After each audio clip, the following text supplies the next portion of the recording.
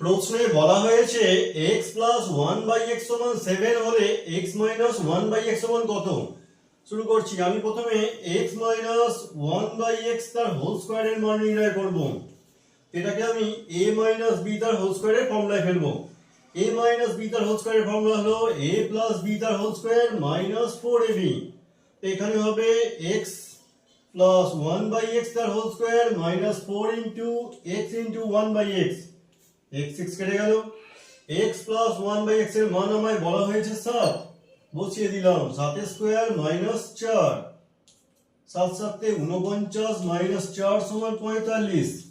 এতক্ষণ আমরা বার করলাম x মাইনাস 1/x তার হোল স্কয়ারের মান, কিন্তু আমায় চেয়েছে x মাইনাস 1/x এর মান।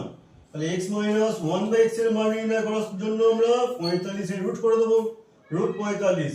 অর্থাৎ অপশন নম্বর সি হলো সঠিক উত্তর।